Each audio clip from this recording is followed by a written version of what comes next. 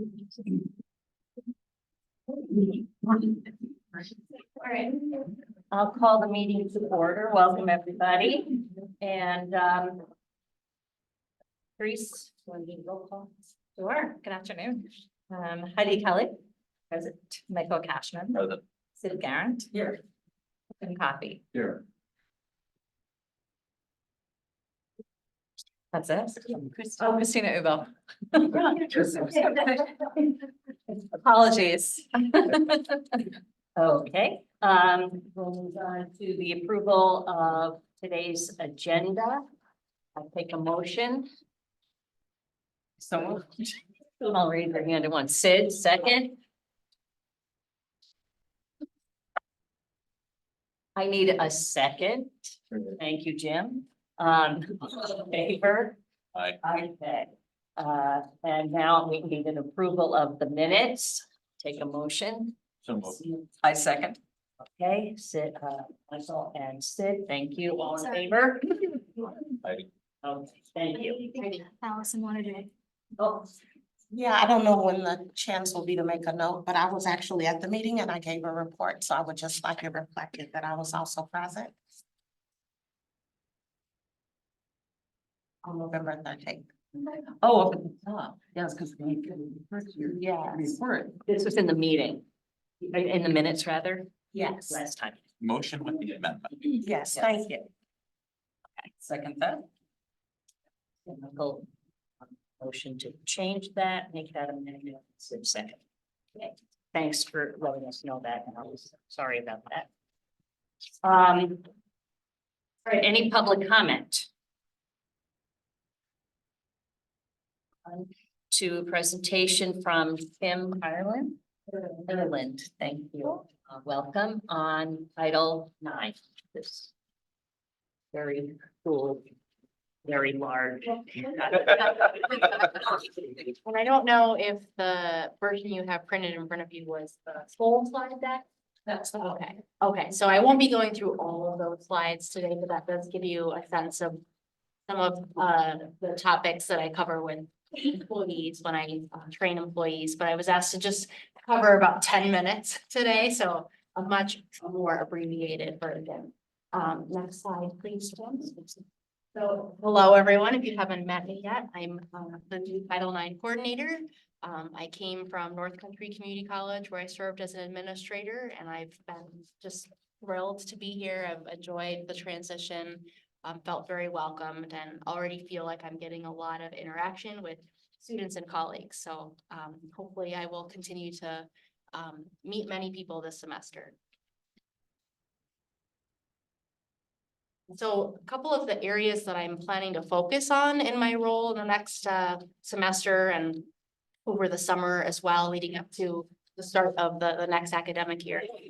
My priority is to be as visible as possible. I know there has been a lack of, a presence on campus in this role for 2.5 years, from what I understand, and there's a really genuine hunger for students and employees to interact with someone who specializes in this area, get support resources, ask questions, and to make reports and feel like those reports are getting a timely response. So a lot of my energy is going to spend being as visible as possible to the many audiences that need my role in their lives. I'm also interested in kind of doing a canvas of the access gaps that may exist for whatever reason and sort of inventorying those so that I can start to make recommendations and fill those gaps as strategically and as quickly as is reasonable. And so, I'm doing that through listening to feedback, interviewing different people, hearing some of the anecdotes that people have shared historically, and just sort of taking all that in. And I come from a sociology background, so I'm interested in that anyways, but certainly using those indicators as a way to inform what recommendations I'll make to Allison and the DEI division moving forward. And then, of course, we all know that a lot of the work in this area is about preventing an escalated situation from even occurring in the first place. So today, in fact, I was in the first floor of the Angel College Center launching a campaign called #LoveBetter. It's not a campaign I can take credit for, but I'm utilizing a concept from the One Love Foundation and really trying to bring awareness to recognizing what relationship behaviors are healthy and what ones are not, and how we can see those in all the many relationships we have, not just our intimate ones, but our friendships and our families and our coworkers. And then when we can see those signs, we might be able to make adjustments. If we believe that we are capable of learning and that we are not perfect human beings, we need to recognize where we have room to grow and then make a plan. And so prevention and education, starts with all of us recognizing where we want to grow, and helping each other do that. So I'm trying to make the prevention very relatable, to the audiences. Doing some scenario discussions and asking, for people to give me additional, ideas of how we can make this material as relevant to their lives as possible. So we're still working on that, but so far I've gotten some very good feedback from the evaluations, both from my presentations as well as guest speakers that I've either co-presented with or hosted from our community partners. So that's been going well. Next slide, please. So as you all know, Title IX, the amendment describes what it prohibits. But one of the things you'll see in the more comprehensive slide deck that I talk about with students and employees is how that law protects them and what that actually means, why the legislation came to be in the first place. I feel like when people better understand the why behind regulation, they can endorse it more and they can support it more fully. And then you'll also see in the comprehensive slide deck where I speak to accountability as well. So while our federal and state laws protect our community, we are also all accountable to those policies and those laws. And so that's an important thing to recognize and play our part in supporting that outcome. So, sorry, I forgot I had the slide in there. So one of the things that, as I was just saying, the law talks about is who it applies to, how it ensures that we are stopping, preventing, and remedying these behaviors, and then how we are supporting reporting individuals with understanding their options, because it's complicated. And many times we might think that a reporting individual will most certainly want to go down one road, but for whatever reason, that's not the right path for them or at that time. And so being really centered on the supportive measures side of the process for both parties, in fact, because when someone is accused as well, that is incredibly stressful and can be a time period where they need some supportive measures as well, and they have a right to that. So next slide. Oh, sorry, go back one, Ken. Thank you. And then the other key point, you may have seen in the communique that the Center for Teaching and Excellence has put out recently. I'm working with Jessamine to host a roundtable coming up later this month to help begin a more comprehensive discussion around pregnancy and parenting student rights, as well as other medical related conditions. And so in fact, just yesterday in talking with the new club officers about Title IX, an adult learner came up to me and asked some questions about that. So they don't all know that they have access to these protections, and they, again, deserve to be able to utilize those to be able to complete their education more successful and with a more comprehensive support. And then, many people are familiar with the other side of the Title IX grievance process. And then, the laws, of course, inform our campus policies, and Title IX is just one of the laws that informs those policies. We also have civil rights law, Title VII, We have New York State human rights law. We have labor laws, we have all kinds of things. So it's, you know, even though the office is called Title IX, it encompasses a mechanism for individuals in our campus community to get support in whatever, you know, bucket might be the most appropriate for what they've experienced. Next slide. We already talked about accountability. Sorry, I guess I got ahead of myself. Go to the next one. So I'll just revisit the accountability piece too, and this is something that I will kind of sound like a broken record in terms of trying to debunk the myth around, you know, who is, you know, typically a harasser or a perpetrator, you know, whatever term people have heard, and who is typically the recipient. And I really want people to understand that, yes, students may harass other students, and that's where a lot of the dialogue happens and a lot of the training focuses. But faculty and staff might also be the ones to harass students or other colleagues. Students might be the ones to establish that hostile work environment for us as employees, and that's also not okay. And so just trying to unlearn that automatic association people tend to make in terms of who is typically a harasser and who is a recipient of that harassment is part of what I'm trying to vocalize with different audiences.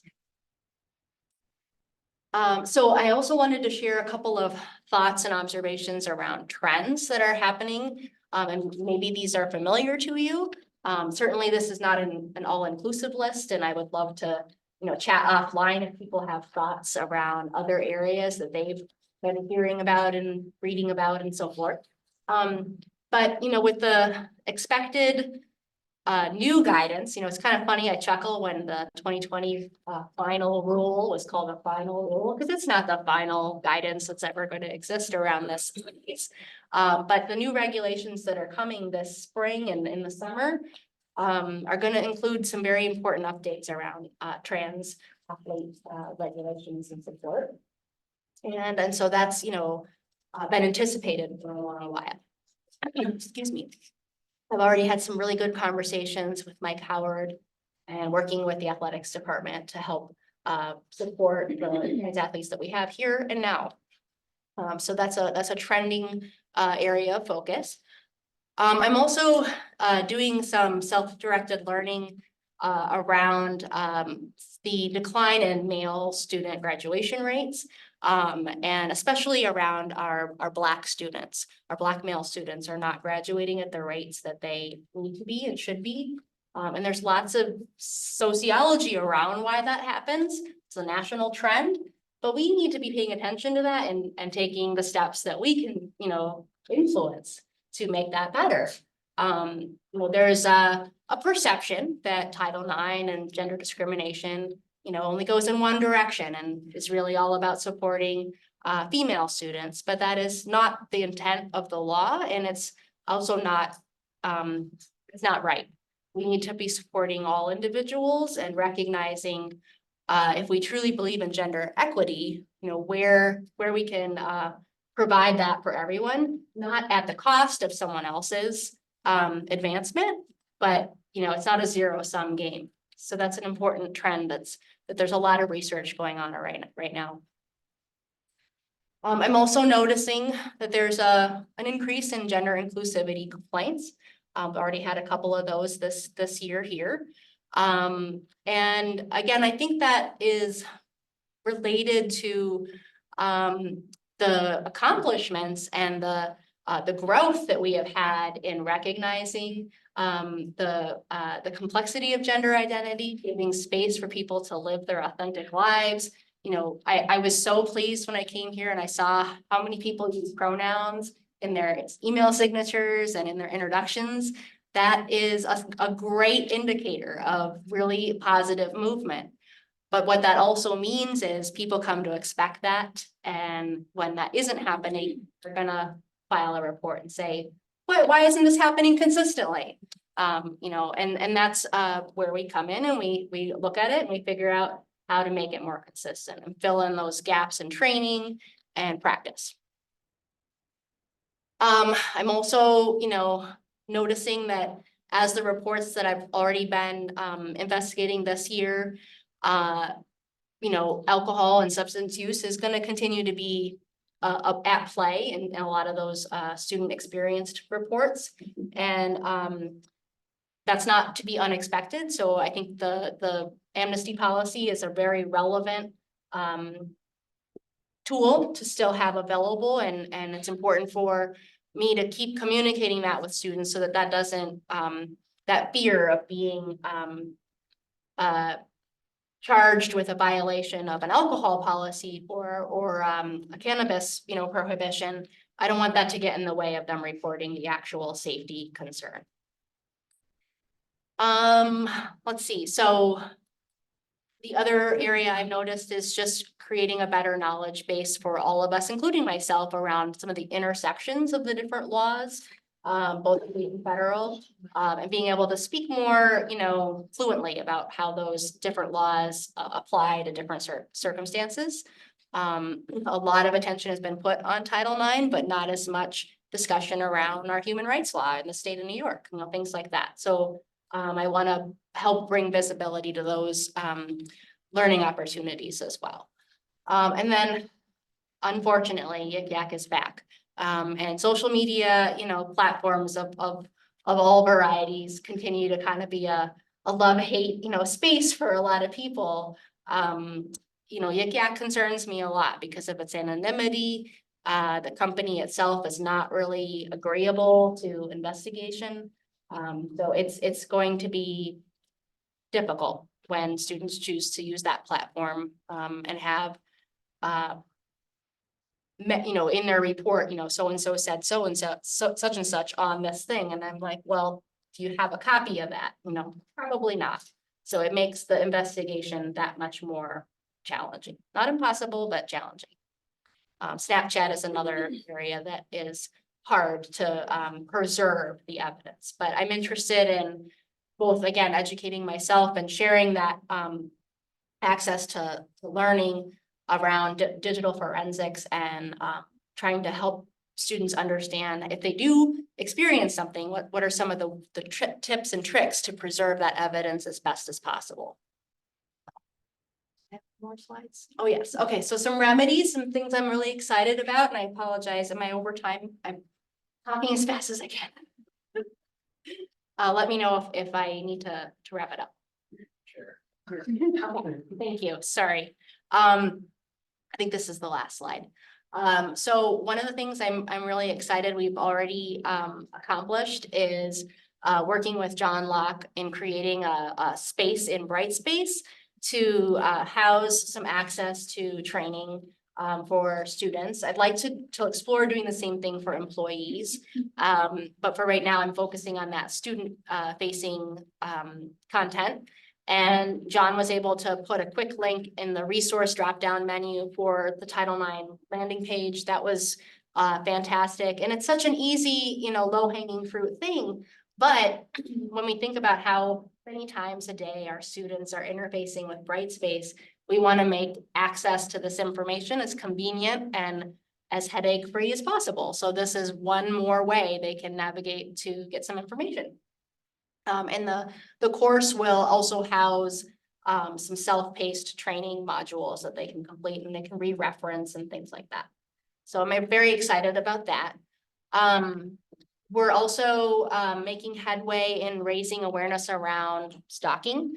January was Stalking Awareness Month, and the partners we have at Behavioral Health Services North Stop Domestic and Sexual Violence presented a lunch and learn to employees that was co-hosted by my wonderful colleagues in DEI, Mike Thompson and Chris Chambers, and myself. And then we did another session for students, and we had 93 students come to that session. I was just overwhelmed by the turnout, predominantly from fraternities and sororities. The victim advocacy partners do include that Stop Domestic and Sexual Violence, as well as Planned Parenthood Sexual Assault Services. They have office hours on campus weekly, free advocacy services for students as well as employees. And so we're working on elevating their visibility and the awareness for our campus community to be able to access those hours. But that is already happening. We've talked a little bit about pregnant and parenting student rights and accommodations. The Safe Colleges compliance training, you know, we set a target date. We've got primarily most compliance. I think the numbers, do you have them on top of your head? About 80%. We had about 100 between two divisions. now. Yeah, so we're getting weekly updates, Allison and I, from Lauren Curry, and we're monitoring that, following up with supervisors. I'm also beginning to get invited into classrooms. And we put out a recommended syllabus statement, and we can continue to discuss, the evolution of that statement from semester to semester, and fingers crossed, there will be support to make it part of the syllabus policy one day. But I put out a communique just last week asking faculty to invite me to their classrooms, and I've already had over a dozen invites. And I've been doing some training for clubs and organizations, fraternities and sorority life, and then looking ahead to collaborating with orientation. Oh, there's the syllabus statement, just as a little preview. Thank you. Any questions? Does anybody have any? Yeah, I do have well, not a question, maybe a comment. I don't know if you happened to see the congressional committee when they interviewed the college presidents. I haven't seen Okay. that. Okay. I can Well, take- anyways, this had to do with anti-Semitic actions on campus. And unfortunately, or well, I guess fortunately, depending on one point of view, two of the three, the Harvard president lost her job. The University of Pennsylvania president also was quite a stunning event. And the reason I mention it is they were asked questions about would this constitute some type of harassment? They were talking about genocide of Jews essentially, or, from the river to the sea type of approach. And the presidents, obviously, I'm sure were not anti-Semitic at all, but I don't think they seemed almost stunned by the questions, and they didn't seem to be able to respond. And these are three incredibly bright, trained people who were caught off guard. Anyways, you said something about healthy relationships and non-healthy relationships. And I think that's very important. And I guess the question here is, I'll get to the point, do you ever, I think it's very helpful if you could give examples. I mean, I don't mean here, but to students, because I think a lot of students who maybe do things that are clearly they shouldn't be doing, maybe in some cases aren't aware of what it is. And so I think sometimes you say these five things, this you may not think it's sexual harassment, but it is, and these five things are not. So, and I know it all depends on the particular facts in the case, but I think something like that would be quite helpful. Maybe you do that already, because you mentioned it with the healthy and non-healthy. Yeah, I want to continue to build more relatable scenarios, and the discussions they can have about the nuances of these gray areas is going to help them make more smart and safe decisions, and in all types of interactions. So definitely trying to build that library of examples. Oh, sorry. And the best way I can do that really is to just spend more time talking to the students, because I can imagine hypotheticals that, oh, this has got to be like something that they can relate to, and I could be totally off base. I need them to share actual anonymized situations they have been in, and they are trying to figure out, well, what was that? What they can, and then we can sort of fictionalize that situation in a way that we can use it in a training space. Okay, that's great. Yeah, very interested in Great. And I think, Jim, to follow along with what you're saying, I think what they found though is that the messaging from the president and down, right, was not strong enough for the student body. So I'm guessing somebody in your position would definitely help with that messaging and maybe the visibility of saying, yes, we are in the forefront of this. And we are, we're not going to wobble. It is okay or not okay. Right. Part of it was failure to act in that Right. specific situation and failure to recognize it as severe and pervasive. When students have a safety issue or a safety concern, when there's a lack of knowledge of what crosses the threshold from freedom of speech to hate speech, it's that line that they were not able to speak to as the leadership for that campus. I will say that, the unfortunate part, and I'll say this because so much of it was pressed by a legislator in New York State, and New York does not currently have on the law for the state and at the local level for our city police or university police, even using one racial slur may not constitute harassment. So I think when we are in the public and people make statements in the public, it's really important to go back to see what laws exist on the books. So that when you cite someone for it, it's also something that you can do about it. And I'll just wrap up by saying that after that, much of what happened publicly, all of cabinet participated in a training with SUNY system, about make no mistake about what is the difference between freedom of speech and hate speech and putting people in a position where they question that safety. And that's a lot of the training that Kim is also doing on campus. So. Thank you. Any other questions? Well, thank you very much for For coming. your time. I'm happy to speak offline. All of your slides there. Thank you very much, Kim. Great, rest of your meeting.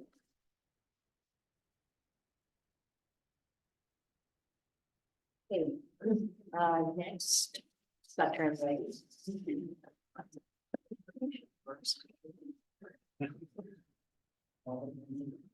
So just back to your question, Jim, about the scenarios and certainly, better clarification. We have a pair of very good trainings through Vector Solutions. And these trainings are mandatory for all of our employees to start in. But the ones involving sexual harassment and specifically being able to understand, I think the way it's presented, sometimes the viewer might believe, well, there's no way this is sexual harassment. But what it does is it does a great job walking you through how this is invasive or it's a repetitive. I would recommend if assume that the University Council has access to those training videos as well. I would think if you're looking for examples of specific scenarios, they are outlined really well in there. So I would just say, it could be 45 minutes of time well spent for everyone to do that. I think part of that was part of the training. I'm just saying, maybe with students, I know a lot of times I was representing students in legal matters and they'd say, I did this, and I'd say, that's a crime. That's a misdemeanor. And when the employer asks you, do you have a criminal record? You have to say, yes, I do. So you don't want to just say, hey, go in there and plead guilty. You may not get a fine, or you may not, you may spend a day in jail, but you're saddled with a criminal record for the rest of your life. So I also never plead guilty until you talk to your parents or talk to an attorney. Just don't walk in there and say, oh yeah, I did this, because even things that you don't think are big deals are big deals. And I tell them to plead guilty because, part of it is changing culture on campus. And we do have students that might say, I didn't know it would harm somebody to use the N-word. I didn't know it would harm somebody to use what might be an anti-Semitic slur. So we also, that's the accountability. Well, accountability is fine. I'm saying in the legal world, you don't want, whatever it is, you don't want to say, I want, like, say it's shoplifting and it's a small amount. And police officer says, look, if you plead guilty, you're not gonna spend a day in jail, small fine. You say, okay, I want to get out of here. Because when all you put down, have you ever been convicted of a crime? Yes, I have. I mean, in the other area, if you want to, where, like a judicial thing, which isn't a crime, that's a different matter. Take you to dinner. Change. We're up. When you enter the legal world, Yeah. there are other ways to ensure the person understands what they did and can, you know, be accountable and try to make amends rather than a young person in particular. That's who we work with. Yeah, having that on their record, and that is, it haunts them, no matter what they want to do. And then they think it's a felony that was blood down. Meter. Yeah. So I think it's report time. Appreciate the conversation. Today's report will be shorter than usual. You can all breathe a sigh of relief for that one. It's going to be divided into 3 segments. One is thank you. The next one is a bit of a recap of our spring welcome. And then some conversation and update around Clinton Community College, which I suspect is of high interest to the council. So I want to start off by saying thank you to council for being present today. I also want to thank you for your advocacy on behalf of SUNY, specifically SUNY Plattsburgh. So lose my voice. Your advocacy for this university is critical at this time. Since we last left our meeting in November, we heard that the College of St. Rose is closing. That has sent a more than a shockwave through the I'll say the Albany capital region. And I think the reasons why the College of St. Rose closed in many ways is a case study on how higher ed today is being impacted by all the forces that are coming to bear on it, whether it's enrollment, whether it's financial, and whether it's just a matter of how do you leverage what your assets are and how are you able to sustain what you're doing. And so College of St. Rose made a very bold decision. They said we quit. And that's not I'll say a harbinger for positive situations in higher ed. And I think when we get to Provost Carvajal's portion of today's meeting, if there's a question about his report, ask him a bit about what's going on with the College of St. Rose and our campus. So there's some positive news there. The other thing I wanted to just do is since University Council wasn't able to be at the president's spring welcome, which is something new that we instituted. I wanted to give you the high level quick rundown, just so you know what we talked about. So I began the spring welcome by indicating that we were in a very celebratory mood because we'd made significant progress throughout the fall semester. Some of that was planning for new programs. Our Master of Social Work program continues to make traction. At the latest possible date, it will be in place in fall of 25. There's a possibility it could happen sooner. That's something that's in the works right now. We're also making progress on our cybersecurity management program, which would be a business program here in the School of Business and Economics. We've been working on dual admission agreements with several community colleges. That's the North Country Community College, Adirondack, and also with Clinton. I also highlighted our Student Success Analytics Group. In a nutshell, this is a team of 13 faculty and staff that analyzed courses where there were high percentages of B or E or W grades that were being assigned to the class. They gathered data, they looked at term GPAs, overall GPA, and they specifically examined a core foundations class here on campus, and they used the data in conjunction with our new data dashboards and to identify any persistent or consistent patterns among students who underperform in the class. So this is sort of a step forward as we look at pillar number 2, student success, but more importantly, student retention here at SUNY Plattsburgh. I also shared that SUNY Plattsburgh has been very busy distributing internal grants and providing funds through the excellent work of the Plattsburgh College Foundation. I provided some numbers. More than 1.85 million in foundation scholarships have been awarded this far during the current academic year. In addition, the foundation has dispersed a little over $400,000 in academic, student life, and institutional support throughout the university, going to staff and students and faculty. And then connected to this, for the fall of 24, our Office of Admissions implemented a faster decision process to help accept new students and determine their financial aid packages. And as an aside, don't get me started on FAFSA. There's a whole fiasco I guess it's the FAFSA fiasco that's going on right now. That's delaying our ability to provide students information about financial aid packages, but we will get there at any point, probably mid-March. But in conjunction with the Office of Admissions work with respect to faster financial aid packages, we've developed a new nursing scholarship, and we've actually been able to increase the number of institutional award offers already made for the fall of 24. So we're communicating with students right now about what they can expect from our side of the, I'll say, the equation for financial aid. And just again, some more numbers. Last year at this time, we'd made 643 scholarship and grant offers to domestic first-year students, totaling 2.7 million.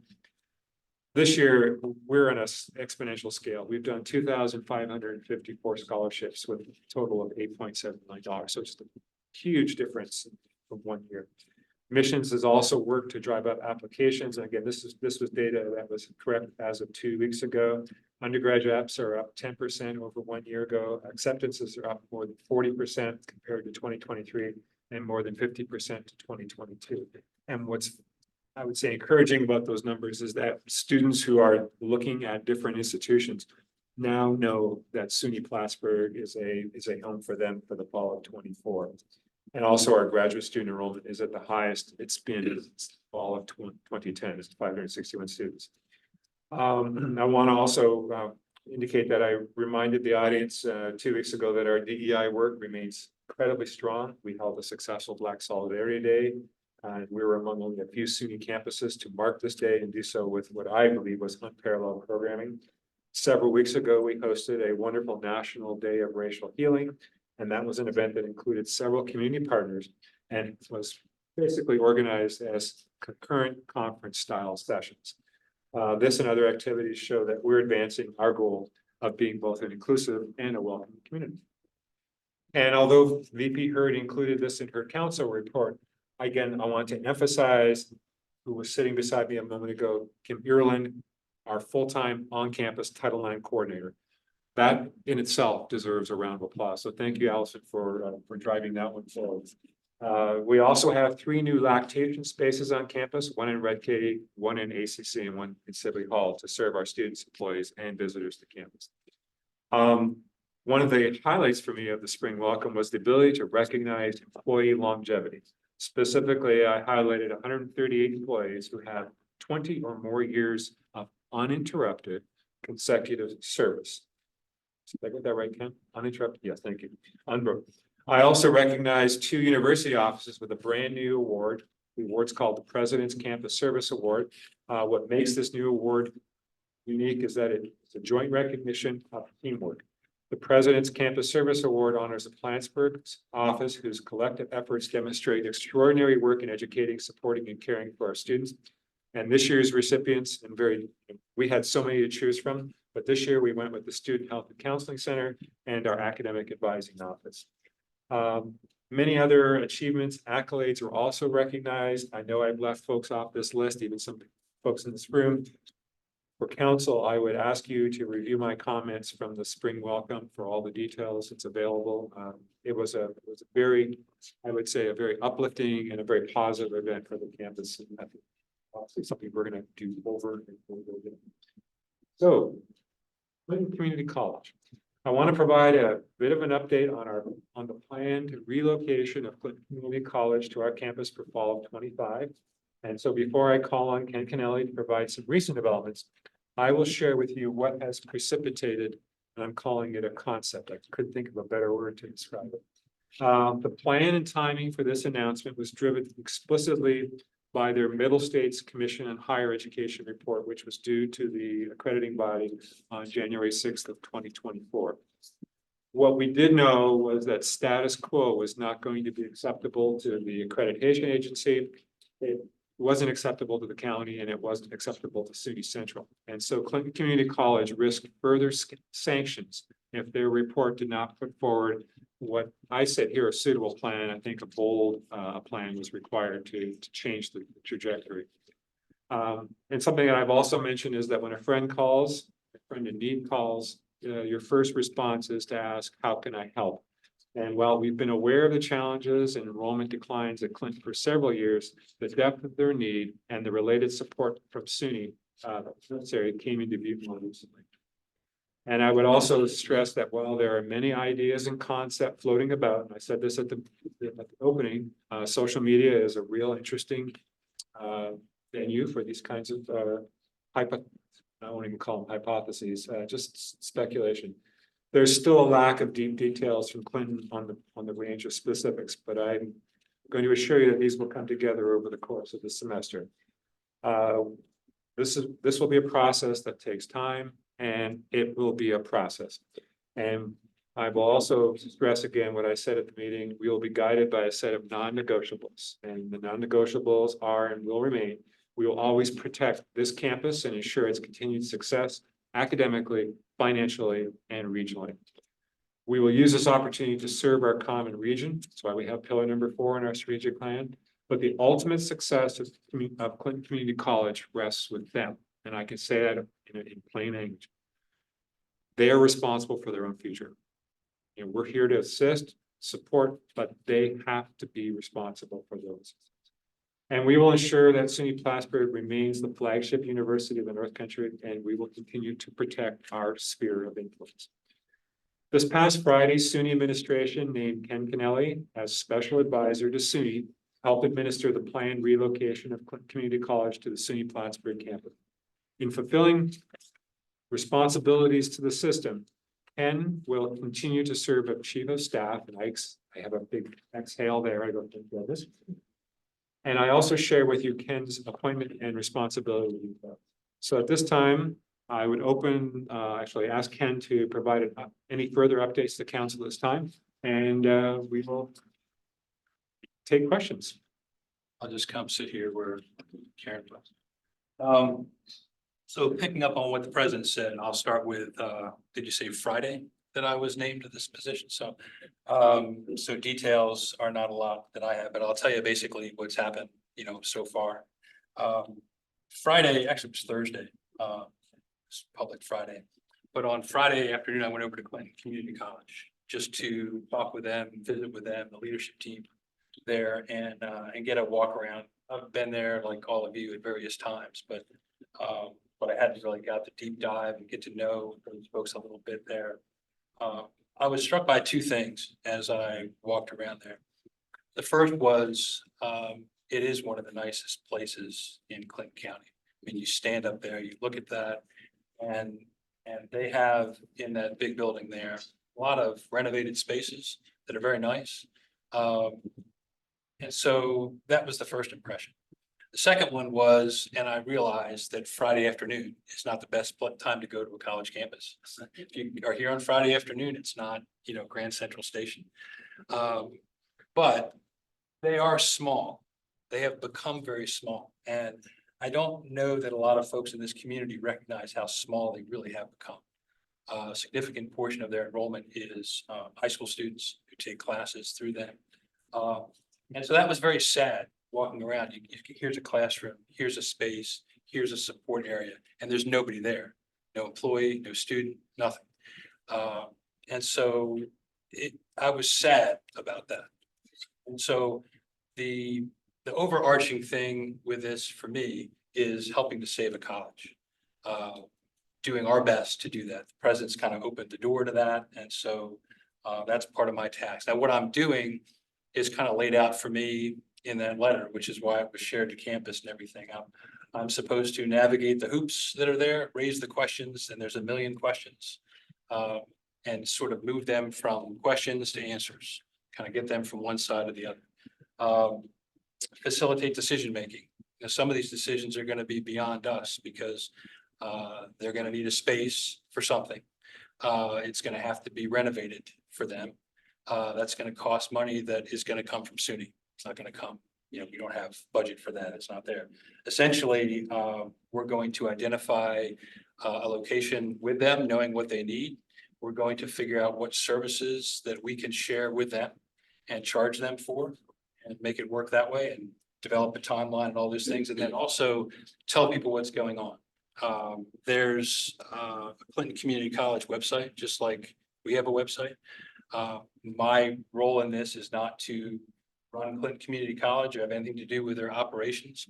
But that page on the website, I'm gonna run that page because the public information needs to be clear and needs to be consistent and it needs to be regular. And so that's part of what that's gonna be in terms of that part of the role.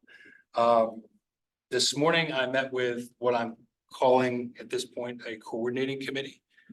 Thinking through the very initial things that are gonna have to be resolved are IT, facilities, budget, academics. Bridget is also part of that in terms of faculty governance, shared governance. And Karen will also be a part of that group in terms of student life.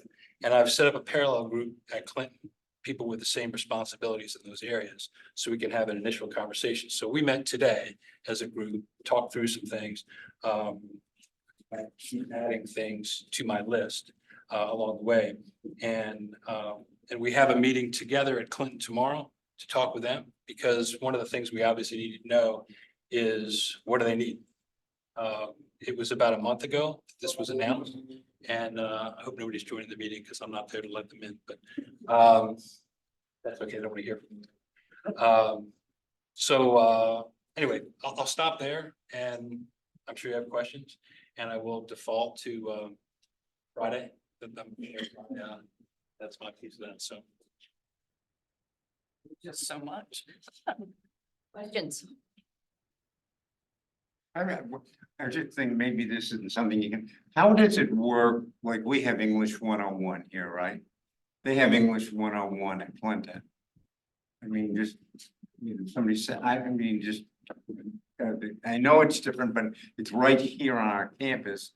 2 levels of English 101 are battles. Well, the credit they receive for transfer is exactly the same, so be careful when you say it's different. I'm sorry, this was my world for a while. The professors at times, when I worked there, were insistent it was a different course content. Don't know if that still occurs now, but the SUNY said, Canton, Morrisville, and all the other community colleges, if it was English 101 and transferable, it was English 101. So I mean, are we gonna absorb some of their courses? I mean. So let me answer this way. This is going about as well as I expected. So there's conceptual aspects to this too. I mean, I think one of the concerns that I've heard on this campus is that Clinton will come over here and they will offer some of the same things at less cost, and it'll drain enrollment as a concern to us. I think it's important to note, without getting into the details of that the letter that was sent to me, naming me to this position, included some of what the president identified as non-negotiables in the letter as coming from what SUNY represents, as well as stating what Clinton's mission is, restating their mission statement on there. So what services would be shared? I mean, students can cross-register now, in terms of how that works. Obviously, it'll be different when students are here and not there, but there's a process we'll have to figure out with that, in terms of the details. I'd like to make a statement as well as an observation. Having been here in Plattsburgh for about 25 years now, and when I was a student, we had Clinton Community College students on this campus already. This is not a completely new situation, and I think we need to calibrate that fact. Empire State College is housed on many SUNY campuses. There are models out there that need to be finessed, need to be embraced in such a way that continues to keep the characteristics and the full character of who we are. But I think this falls well within the mantra of SUNY Plattsburgh: a proud past and a strong future. And I would go so far as to say, if they are not neighbors, they are family. Clinton Community College is part of the SUNY family, and they are also part of the fabric of our local community as well. And the fact is, and we've talked about it among this council, is that there are numbers being drawn down, that we're having some tough times recruiting some students in certain areas. So I think there's more benefits. There's growing pains, no doubt about that at all. But many of our students too go on to becoming alumni of this university. So I just cautious people to be very careful as we're putting stuff out in the public domain, kind of questioning the direction and stuff. To be very, very careful of the faculty and staff that work at that institution, our own faculty and staff who are incredible, and then how we get there. And to you, Ken, congratulations and condolences. And I mean that sincerely because I accept that sincerely. it is a very, very big deal. I'm confident that, you know, we will get there. And I would toss one other final thing out and I'll shut up, from a advocacy thing, that the president started with is, I would like to see a joint meeting between this university council and the board of trustees sooner rather than later, so that this community knows that we are in full partnership, step by step, moving this forward while protecting the interests of our individual units. So, but I think this is a good thing for the region. Yeah, one thing that I don't think I really noted when I was talking about those core first questions and people is HR. And they have 75 employees, I think, there. And one of the things that we're gonna do initially is just sort of do a side-by-side of sorts, like who works there, what do they do, who works here, what do we do? Because in any kind of shared services concept, if we are doing X for them and Y for them, they don't need whoever they had before doing X or Y. If that's a decision that they decide that we would like to do this or have you do this for us. So back to your thought about this community, the more people that we can keep working, doing similar kinds of things, you know, the better. And so we have openings periodically in different areas. We have difficulty hiring people sometimes for things. So if we can, especially over time, work some of that in, that would be a benefit to the community too, because it would have people who do that. So what else? Yeah. That kind of leads into my question, Ken. First of all, did you put your hat in the ring or did they just come out of the blue and say, hey, we're happy to do that? I had no hat. All the time. I did not toss anything. There. Okay. And then, my question was, well, I have something else that other people have asked me already, but I don't know.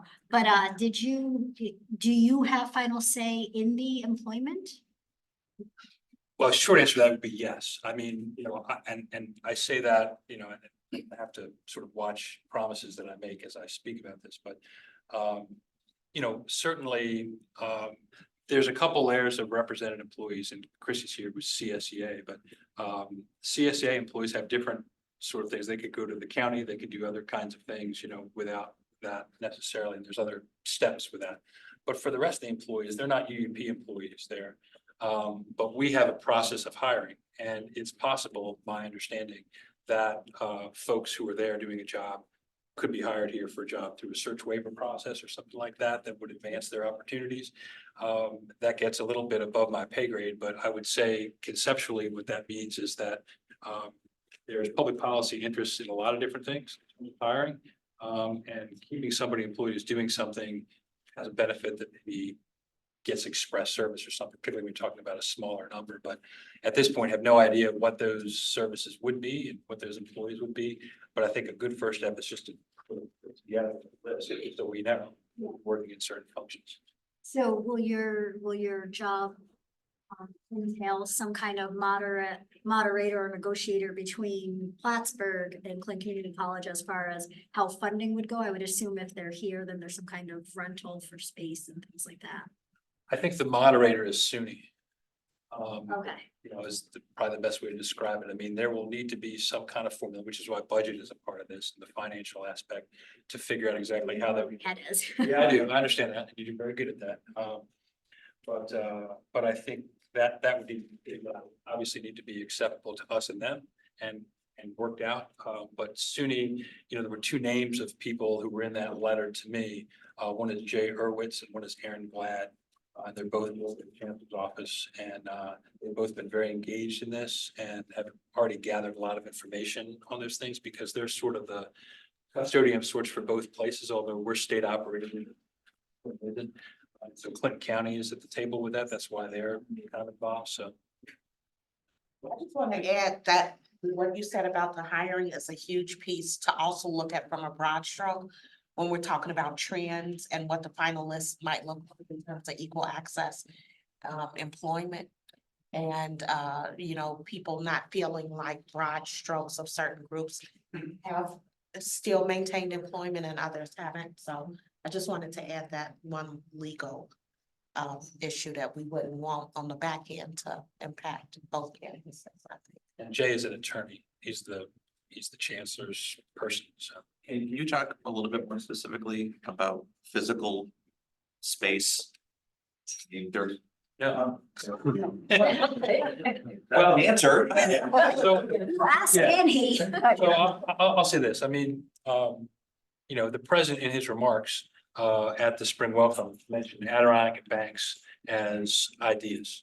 And they're ideas because they're empty and they have no prospect of being full soon. They're also very fixed buildings with big thick walls and big, you know, things in there and stuff. And so the first thing is to figure out exactly how much space Clinton needs to be Clinton. You know, to your earlier point there about Clinton students, Clinton being a part of this community, you know, one of the aspects too of this is Clinton maintaining its own identity. And so there's things they need to think about. We haven't talked about athletics, you know, and that's something that somebody's going to have to figure out because they have a few sports teams. They would want to continue those. How that works and how that's studied has to be something that they work on, but there's things that are important to identity and a place that requires space and a Clinton-ness. But how much they need is open, and if it's SUNY's going to have to pay for that. Capital Fund's going to have to pay for that. So building X might be, hey, that'd be great. We'd like to have that, but the price tag might be Y, and it's like, well, that's not happening. So those things are going to be. I mean, the president mentioned spring semester. That's my hope, is to get a lot of these, especially when it comes to location and shared services, to identify those things because there's a lot of things that money can solve, but money's not, you know, without its limitations, but it's not ours. You know, we're, you know, trying to figure out the best thing for us. So. I just flip some questions and I'm sure you're here. Oh my God, I can't believe the questions wherever I go. Grocery store, I don't care where it is. I have to go, I don't know. No one does. Leave me, no, I don't say that. That's all right. Okay, so,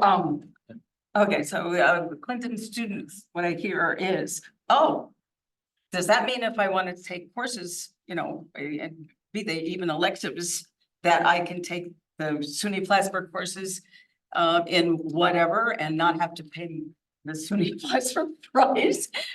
Reverse, all right, Clinton courses will possibly be different pertaining to the two-year college career. I don't know, the industrial courses, whatever. Can I take those and not pay any more because it's not a Plattsburgh course? And can I still get credit for it? Because that vein is what I've heard from students, all right? And then the athletics, you've touched on that, and I get it. There's no answers. I get it. I'm just kind of throwing out what I've been hearing, and all the way down to, what about parking, quote unquote? That's the Because one. we're all commuters, and where are we going to park? Are they gonna put us way back by the Saranac River? We have to, I don't know. You just have to keep calming everybody down. So I'm sure other people have heard a million other questions. The athletics was a biggie.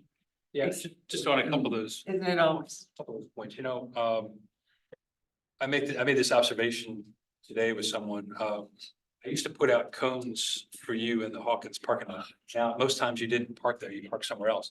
But I did the good faith effort to put the cones out for you to park. They've kind of become less necessary. Because, you know, again, within that mixture of our students are more graduate students, more online students. Some employees work remotely different days of the week. And so there's more slack in our spaces for parking. And so I say that to say that I'm not sure the addition of X number of students and staff would be markedly different than what this campus was size-wise. Pick a date 3 years ago, 4 years ago, or something like Yeah. that. So that's to that. To the class part, that is an issue to sort of work on. I would just refer that the cross registration aspect sort of exists currently. So there's some of that happens, not as much, but. Well, it's interesting, you know. So our campus has enough existing space to house Clinton Community College without any additional construction. Well, the construction part, no, because whatever space we have would have to be renovated at some level to, but at which space that would be would dictate how much renovation would have to happen. When I mentioned Adirondack and Banks, and we don't know for sure exactly how much space they need.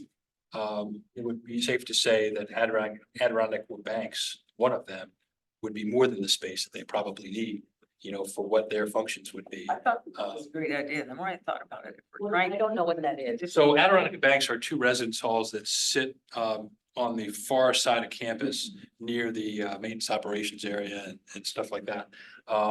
They're not used currently because our on-campus enrollment is not what it once was. And so they're available. But again, the issue with that, which is something that's going to have to be looked at, is the cost of renovation.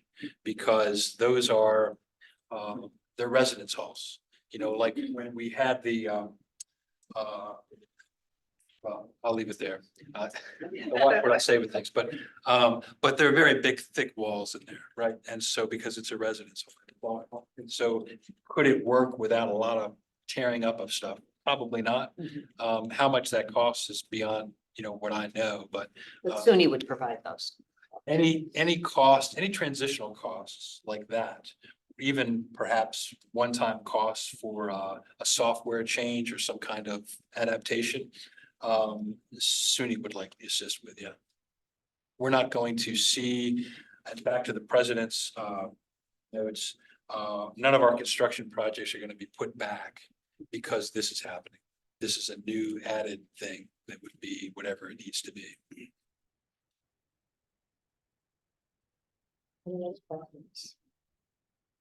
When Chancellor King was testifying, I watched his testimony on Friday. They have a thing in Albany where the member gets 5 minutes, but the 5 minutes isn't just for the question. 5 minutes is for everything. And so he would get a question, and then when his time was up, he was done.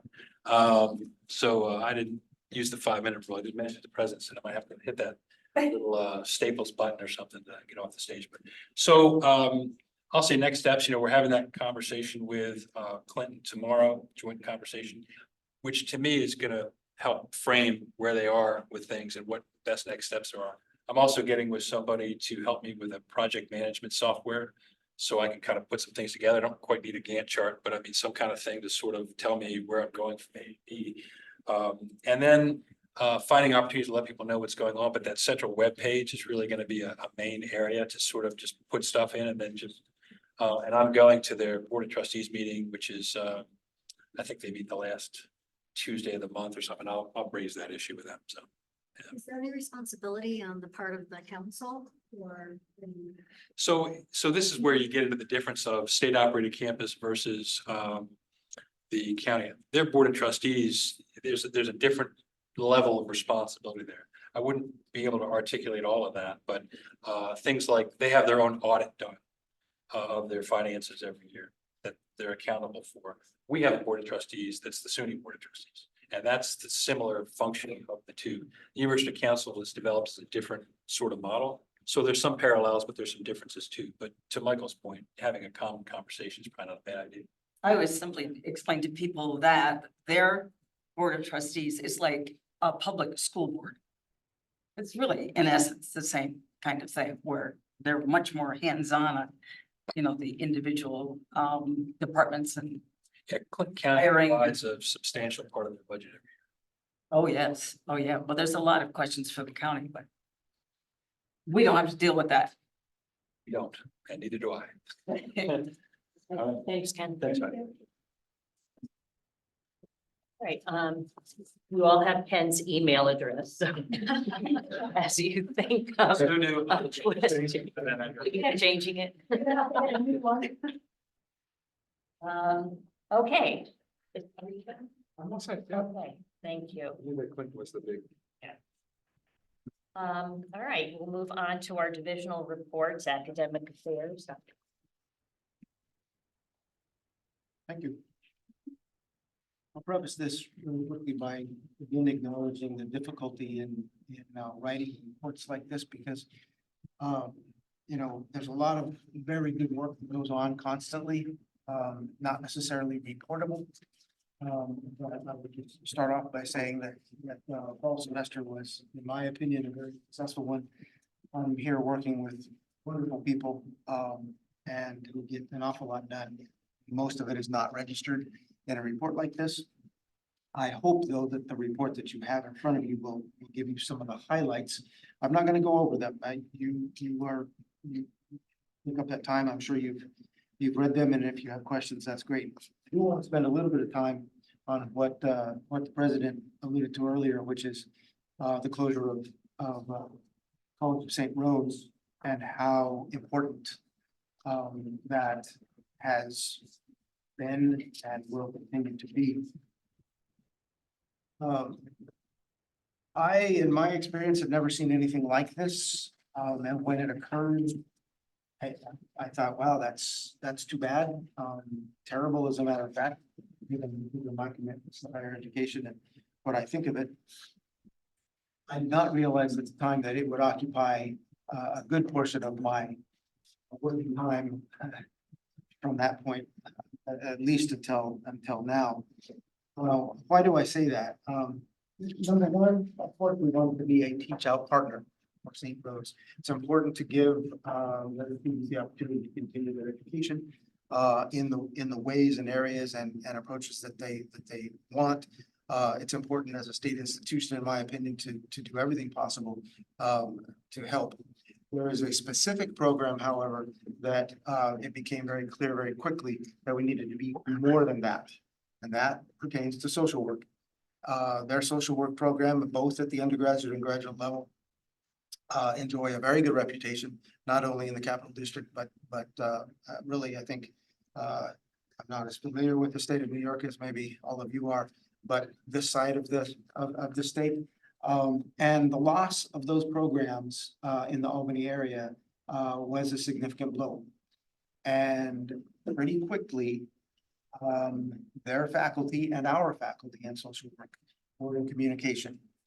That was a very good sign to me that indeed our program was highly thought of.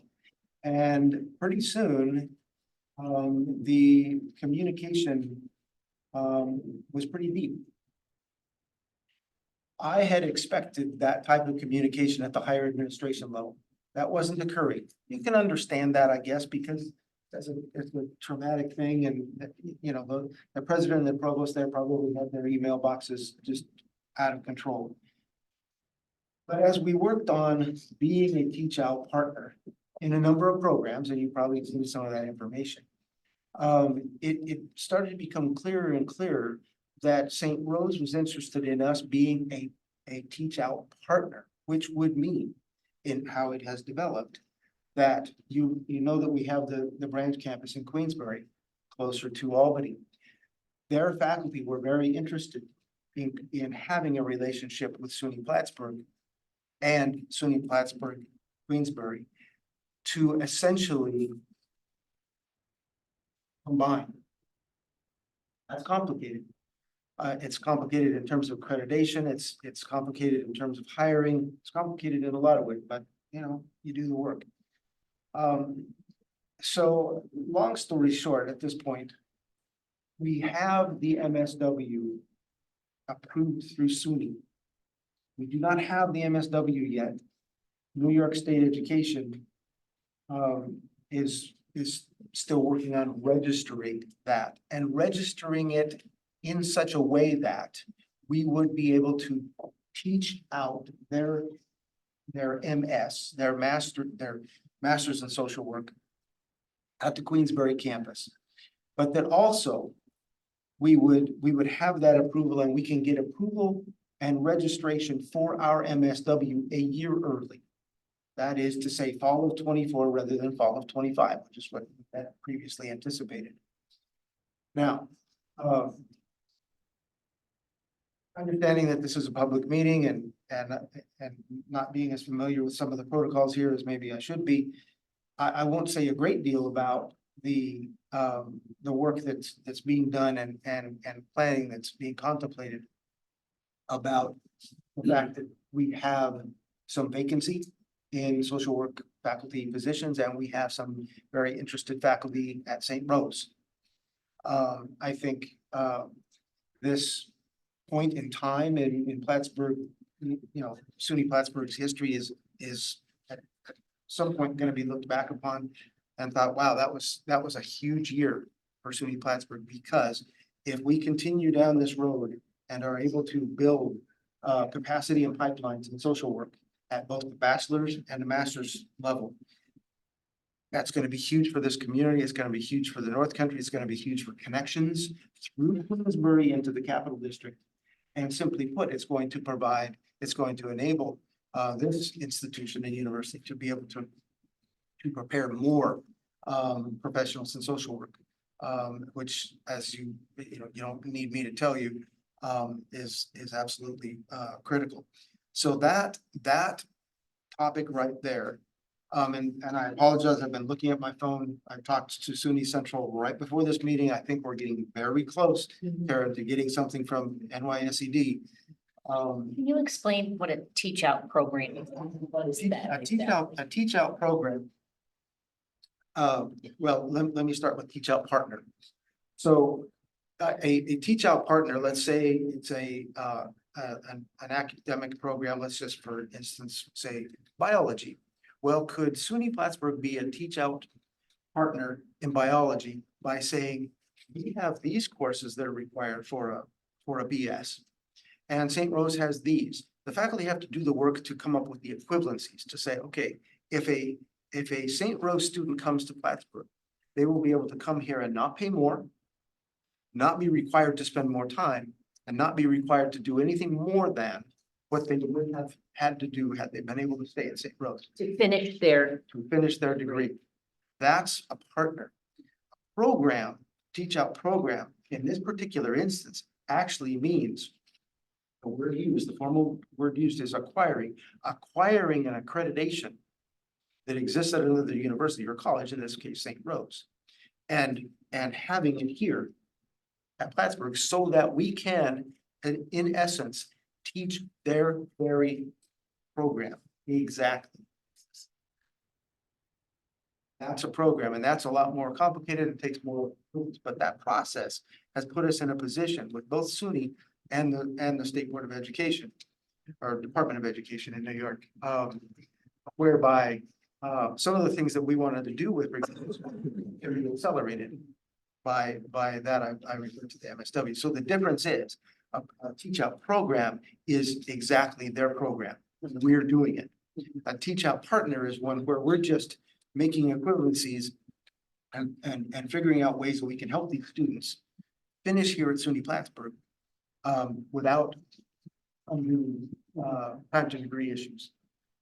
But did that? yeah, and I saw that you were doing that with social work, and then there were some other records, Correct. some other programs. Correct. Are Many. those partnerships or programs? Those are partnerships. And I will also say that philosophically, ethically, I think any St. Rose student who were to come here and knock on the door and want to finish, and if it's a partnership or a program, whatever, we will do our best to make it work where they don't have to spend more time. I mean, think about how maybe a number of you already know people who either have kids at St. Rose or know people, and what a terrible thing that would be. So I can tell you forever, there was a decent number of students, pertaining to population as that came from the right kind of county area. We used to send programs for them. I don't know if that's the same now. I could see those people knocking on the door fast. Hello, I live here, really, help me. And it's also gonna leave a void in student teachers down in that state. Yes. Because for a long time, St. Rose. Yeah, PT, OT, they've had. Wow. I just- Well, but Albany, Crazy. again, Albany got fast tracked to start their own teacher ed programs. So that's Yeah. amazing. It's not there, right? Area of concern. Enrollment. Yeah, so that has been, and please don't misunderstand. Our, Denise Samard, the dean, has done wonderful work, the faculty in the department. Really, everybody at the university has helped in this process. I will confess here too. In all my years of administration, we didn't have social work at Western Washington. So this is all. All right, that's fine. That's good. So it's fun to learn things. So I mentioned that just to say, I have relied, Joanne in the provost's office, wonderful, colleague who knows the SUNY system back of her hand and to help. So lots of people working on this. And Karen has experience from before with other. So it's been very much a team effort, and that's how it should be, if we're gonna do it right. And I think it's exciting. I hope to have more reports this semester where we're talking about progress and more capacity. Social. Thank you. You're welcome. Anybody have any other questions from the report, the academic affairs report? Okay, then we'll move on to Ian. Heidi, I noticed that Carter arrived a little later than he was on the agenda. He's on later. Okay. Yeah, you're here for a while now, Carter, aren't you? Okay. Thank you. So I'll go ahead then with just a couple quick announcements, more like calendar, just reminders, because I know keeping track of calendars can be challenging, especially in the spring when things really get busy. So Karen will probably speak about this more during her report, but on Saturday, the 17th, at Memorial Hall, ribbon cutting is taking place. So I hope to have a lot of council and campus leadership there. That's one. Just some dates to keep in mind in March, the Vice President for Administration and Finance search. We're planning to have candidates on campus March 12, 13, and possibly the 14th. So that's right before spring break. We're trying to get this one in before spring break so that Allison and Bridget can run with the provost search semester as well. The third piece is on May 3rd. We are doing a brand new type of event on May 3rd, Friday. I don't have the time in front of me, but it'll be a dinner banquet type of format. And this is going to be the university's first North Country celebration. So we've celebrated the North Country in many ways over the years, but this event will be specifically focusing on the new North Country Impact Award. So one honoree will be recognized from an alumnus or alumna from the School of Arts and Sciences. Also the alumnus from the School of Business and Economics, and another graduate from Education, Health and Human Services. Celebrating their achievements and the impact they have on the North Country. Obviously, this is also another nice way to celebrate the way the university impacts the region. And that same evening, we'll be recognizing North Country student scholars. So it really is a focus on the Thrive campaign. So I brought a little handout just because I'm so proud of in the communications area. So Ashley Livingston and Sarah Richard did the graphics package for this new campaign. Super excited about the Thrive campaign. This just all kind of came together at the right time. I think everybody's probably very aware of the increased attention within higher education focusing on student well-being. and how students really need to be supported holistically in order to really achieve their full potential through academic and also after graduation career success perspective. So this campaign, which runs from January through June 30th, focuses on the 8 areas of, you see the wellness wheel there at the top, the 8 areas of well-being. We need to support students in all of these areas in order for them to really reach their full potential. But the College Foundation has always been heavily focused in the financial area. I mean, President Yenny mentioned the scholarships that we provide during his report, and that's really been our priority of a foundation, and it will continue to be a priority of the foundation. But we also want to highlight other ways that donors can support student success. So we were fortunate to have a $1 million commitment from one of our graduates out in Newport Beach, California, which was really the catalyst. Cindy Kansky coming along, talking about what do we do for students' physical and mental health. That conversation, at the same time, Karen McGrath speak quite a lot about wraparound student support service and supporting the whole student, and that being essential. Those two things kind of were happening at the same time, all these conversations, and so here we are. Should be a great program. Very excited about it. And in the immediate short term, Game on Forgiving, which is athletics, and this year for the first time ever rec sports as well. The annual campaign, we do it every year, but this year by including rec sports, we're trying to have more of an impact on all students, not just varsity athletes. So that Game on Forgiving campaign ends on Valentine's Day, which is just around the corner, and it is under the umbrella of Thrive.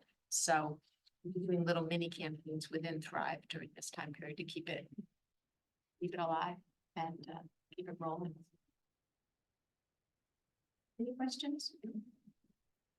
Any other questions for Ann on any other part of her report? Just before I begin, I wanted to throw it to Ian for congratulations on the impact report. I think it's a great idea. 2 quick notes, and Heidi and Issa and I were talking about if that application can be simplified, though. That's the one critique that I'm getting from people that we've talked about is the perception is people, even though it's not a requirement of resume, but like just simplify the information you're asked for. If someone's nominating someone, let the letter stand by itself. The other part to it is the application's not on the main tab with all the other. Yeah, we're trying to get that on. So, because people have seen it in their email and then they go to the website It's looking hard for it to again, find. they lost their email. Small stuff, but it's great, Yeah, great the other idea. little thing too is, let's say someone was nominated because they graduated in the education department, right? And worked maybe 1, maybe 2 years and became extremely successful in something else. It's that.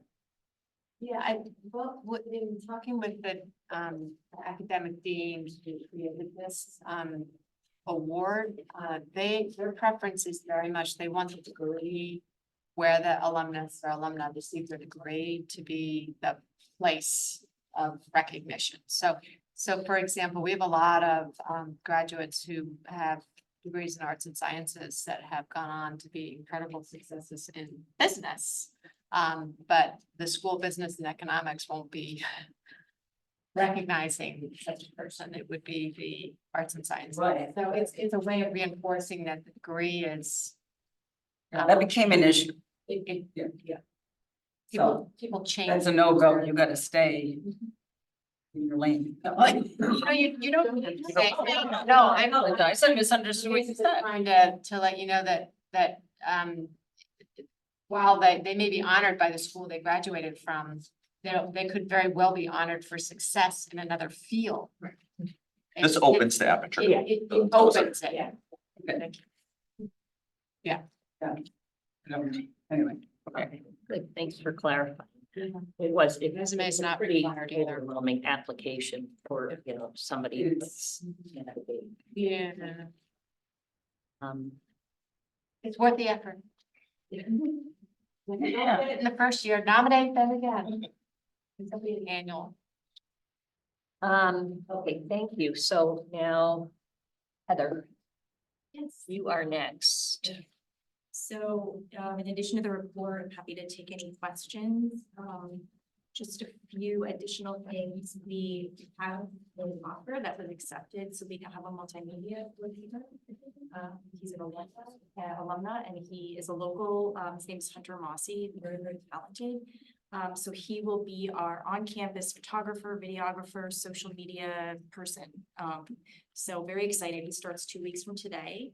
And he's just very eager. So he's gonna be a wonderful addition to the team and fill a huge need. Like, I'm already worried that we're all very excited, so we're trying to get his calendar already. And we've launched the search for the internal communications coordinator. So that person will be doing internal communications basically for faculty, staff, students, because we do a lot with the external. So this will be more internal messaging. So that's two very exciting new additions. And in addition to that, really working with, I mentioned we have social media interns this semester, and we're working with various divisions on getting their social media, getting their interns trained on social media and really putting that out into the campus more, understanding that students want to hear from other students. And so that is, we have a couple of things coming up this month to work with interns to get that messaging out there in a way that students can hear from their peers. So very excited about that.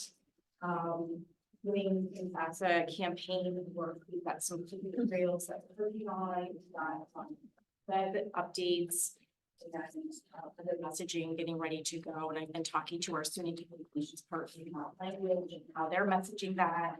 They're providing information about trainings that are going on to help parents and students fill out their applications. We have stuff going on here. So we're going to be promoting and publicizing that to basically communicate to students and families. We know this is happening. We know it's very stressful. Here's what we know, and we're going to keep you on track because we know that that's a huge concern. And then I've just been working with SUNY Adirondack and NCC on our dual admissions events that are coming up. So those should be very exciting. And, I think that's the main bulk of what I have that's probably not in here, but I'm happy to take more. And our new virtual tour, if you go to the homepage, you could type in virtual tour. It's pretty impressive, and we just got that up about 2 weeks ago. So you can go in there. It's, I think, very interactive.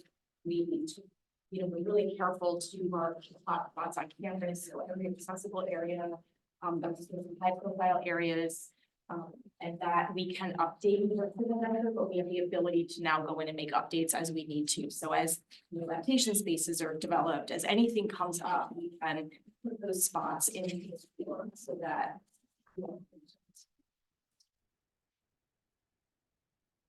Any other questions?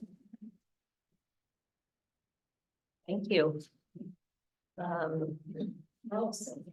Okay, so just a few updates. I did check my numbers. We're at 85% compliance rate for all our training. And you won't need them like Harvard because people have been doing their training on campus. But we had 3 trainings that we sent out, still trying to get close to 100%. So that's been really positive. You'll also notice in my report that we hired a new multicultural initiatives coordinator. So really excited that they're on campus. They also previously worked with Clinton Community College, so just very familiar with this community. And lastly, one item I did not add was just that we have launched the well, the president has launched the search for the next provost and senior vice president for academic affairs. So within the time that this report was written, and until today, we have the contract was awarded to a search firm. We have a meeting next week on the 20th, which is our charge meeting. Bridget, Heine, and I are co-chairing that search. We've identified a really nice cross-section of campus, including union representatives to participate in that search. People have already started giving feedback on what the listening sessions would look like for that search. We're really excellent communication, of course, with Ann as the chair for the VP for Administration and Finance, to just make sure that we're not taxing the same committee members, and that people are really still excited about it. And information obviously about Clinton, because we don't want a person to be blindsided about new or upcoming projects, but also making sure that when we are writing the job announcement, to pitch it in such a way that it could be a really wonderful opportunity for someone to come to campus, so. And is your goal to have somebody in place for September? Yes, absolutely. So even before that, so that there could be some overlap, and Brent has expressed interest and willingness to have overlap with that person as well. So we're really, yeah, optimistic about it. Just so you know, Anna is the student council, the university council member on search. Yes, so she's been very actively engaged and we appreciate her. So, thank you. Any questions? I want to know how many people go to healing circles. Do you know? Like what's a typical healing circle looks like? Yeah, so it depends. We hosted actually 2 healing circles on the National Day of Racial Healing. So one that was in person, that we had about 50 people at. So throughout the course of the day, we had about 150 people in person, and we had probably another 40 people who were online virtually. We also publicized it nationally.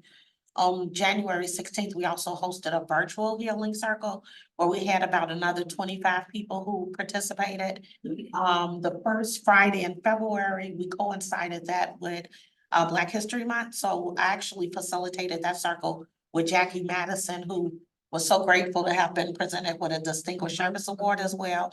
She's a member of our advisory board, and we had about 30 people for that circle. So we get a good mix of students, employees, and we get a really nice mix of community members. And on average, just anywhere between 25 and 30 people per session. And What can be. do you do? So we usually have a topic that we focus on. So for example, we focused before on free speech versus hate speech. We've during the time of the Israel and Hamas, our advisory board decided that we didn't want to have a topic on Israel and Hamas. We thought that would be very overwhelming, but we had a topic focused on deep listening. So what does it mean to listen to other people, even when you might be on different sides of a topic? So each topic is really picked in a way to encourage diversity of thought. And then we also work with people in dyads or triads. So as opposed to people, maybe having to speak to a group, which could be overwhelming, even for employees who expect it from students in their classroom, it becomes more of a personal connection with an individual. And if you all are ever interested, because one of a possible topic was TRHT, but at any time we would want to do something here, maybe for the latter part of the meeting, we could arrange that if you're interested. Thank you. Okay, Erin, enrollment student success. So again, you have the full report. I'll just give you a couple of them in the interest of time. We met our spring new student enrollment goal. We had set the goal at 350, and then we were concerned in the fall that might need to be reduced to 330. But through registrations today, we're at 363 new students.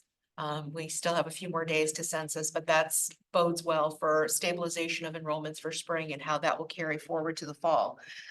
Right now, as of this morning, acceptances for undergraduate students are up 21% year over year, which is important. But really exciting is that deposits are up 22% year over year, even despite the FAFSA issues, which, Todd and I have talked extensively about, what will that impact be? The general impact will be that will just elongate the enrollment cycle longer than usual. And it's going to make a lot of our historical year over year data look a little skewed. So we'll have lots of asterisks next year. But of the deposits that we have already for this fall, there's already 252 against an overall goal for graduate, undergraduate, and online at 1,700. 19% of the undergraduate deposits, which are 211, are online students. So again, we're still seeing that significant growth in the online degree completion market. The graduates are at 41, which is ahead of where they were last year. The balance amongst the 3 academic schools is interesting. I think right now it's good to know that EHHS currently has 88 deposits, but the drivers of those are social work, education, and nursing, which make up almost all of those deposits. So we're still seeing those 3 drivers of our new student enrollments at the undergraduate level. Arts and Science is at 75, and this early, it's a smattering of all of the programs. But with business, School of Business and Economics, it's really, we're seeing the strength in our accounting area. So we're seeing good academic distribution, which is actually really good for the institution. Moving forward right now, we're in this idea, both graduate and undergraduate, yield. How are we gonna move these large number of accepted students, not just to deposit, but bringing them all the way through the summer to census in the fall? So we'll be hosting 6 accepted student receptions around the state. In conjunction, one will be with Institutional Advancement and Alumni that they're sponsoring for us in Burlington. And then we also this year are adding 3 specific accepted student days around the different academic schools. We really want to make sure that our faculty understand that we understand the importance of the academic enterprise. And this is going to give each school their opportunity to shine. So there's one for each of the schools on separate days. And then of course we have our big spring open house. So again, we're really excited about that. We want to capitalize on, St. Rose, that's kind of awful. But my last institution, we partnered with 2 different institutions that were closing in the state of New York. And it provides us the opportunity to have some one-time additional pipeline development. And so we're working closely with the academic affairs on that. We will be at St. Rose later this week for their college fair. It will be members of both undergraduate and graduate admissions, but also we're partnering to do special information sessions on targeted academic areas with St. Rose. So that's important. We'll also be working closely with Clinton. Some of the things we're thinking about are when we have this kind of co-location, relocation, how do we even take our students who we are not accepting to Plattsburgh to potentially, with our dual enrollment, our dual acceptances, having them live in our residence halls, take 2 years of academic work, get their feet wet, but already be exposed to us and then have a seamless transition to our upper division. On the non-enrollment side, on the student experience side of the house, as Ann referenced, we'll be having the Memorial Hall grand reopening. Mike Howard emailed all of you, inviting you for Saturday. But what I really want you to know about that project is it has changed the center of campus in a short term. There are so many students who are utilizing Memorial now. It is no longer seen as just a space for our varsity athletes. We have students who are on the climbing wall in numbers we haven't seen in a really long time. The fitness center utilization is up, but we're also seeing more participation in our classes, whether it's yoga, meditation, kickboxing, and it's becoming a really strong student hub.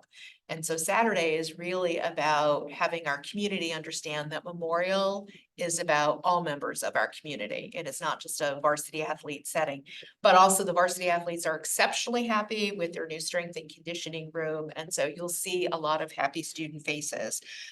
This semester, we launched successfully our pilot ACE program, which is the transformation funds from SUNY. We have 40 students that are continuing second semester, first year students that are part of this pilot program. But because of the investment that we have made recruiting in New York City, we've been fortunate to be receiving an additional grant from the Robin Hood Foundation that is going to let us augment our numbers from 150 students to 185 students. We just learned that from SUNY. So we're going to be able to have 185 currently unaffiliated students in this wraparound support program. So we're excited about that. Also through the incremental monies, we did a major renovation of our accessibility resource office space, first floor of Feinberg. That too is becoming a great student space for students, not just students who participate in the ARO services, but other students. There's a lot of soft, comfortable, flexible space, lighting, colors that really are attracting students to want to participate in that space. Similar to what Ann said about the Cardinals Thrive, we are so excited about this. And this is an extension of our new incremental money on the student experience side and student affairs side, because we had incorporated a wellness and health promotion coordinator as part of our new incremental monies to actually think about overall well-being and how it contributes to student mental health. So we're concentrating all of our spring programming on all of the topics related to the Cardinal Thrive program and students' well-being. And then lastly, orientation. So we have put together a cross-divisional steering committee and working groups to support our new initiatives for both the summer early portion, virtual orientations to flow into our, what I'm gonna call welcome days, as opposed to just calling it orientation for when new students arrive. So there's lots going on, but we're headed in a good direction. Any questions? Yeah, with the increase in graduate students, I know that, you know, those monies stay close to the college, which is a really positive thing, but there seems to be a shrink of on-campus students. What is the impact to differ? What is the impact to college auxiliary service? And I kind of was cross-section to maybe between you and Todd, but I'll be honest. what's the impact? It's significant. I mean, and not just the graduate students, but as our percentage of online learners at the undergraduate, that has direct impact on a lot of our fee-based programs, athletics, recreation, health center. So not all students pay all fees. So we're really having to manage all of our IFR. Most of the monies in my division are IFR accounts, so we're tracking it very closely. With Differ, one of the things we always have to think about was shrinking dorm revenue. We don't have to pay our bond. Yep. And Differ also funds 110 positions around the campus. So there's a significant concern about how far can we stretch that. So I'm working right now with the campus housing and community living folks, and I've said, we really need to create a strategic plan of what are we going to do to increase participation in both our residential programs, but also our dining programs, which again, for commuters and off-campus students can be a potential source of other revenue. So we have to really think about that model. And looking at other incentives to get students to remain on campus. Is it more like, do you get some special incentive if you get to year 3 or year 4? We are already, Todd can tell me exactly how much money, what we're taking for housing scholarships already out of Differ.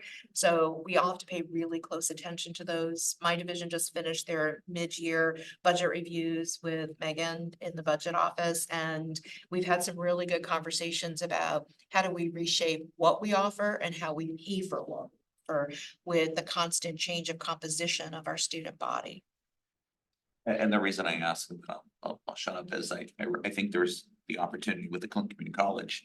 You know, some of those students had wanted residential experiences, but didn't want to live at home if it was, you know, somewhat reasonable, and they can get a little bit more of that college experience because their residence halls at the time, years ago, were miles away from the main campus, right? So it wasn't the same type of residential experience, so it could offset meal plans and things like that, so. You want to, I mean, that's part of the discussions that we need to have is what level of service will we provide or are we able to provide?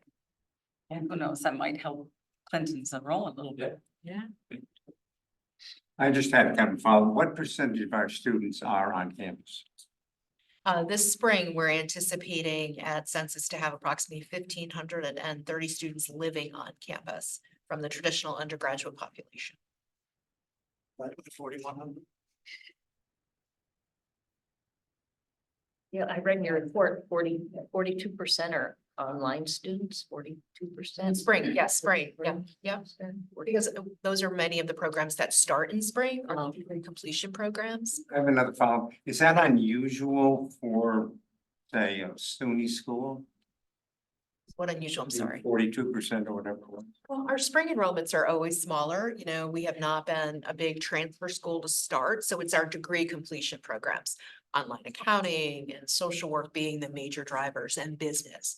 So transfers, you know, tend to enter the market at different times. And so we see more of that in both our winter starts, and our summer starts tend to be more of the online completion programs, because that's when we offer them.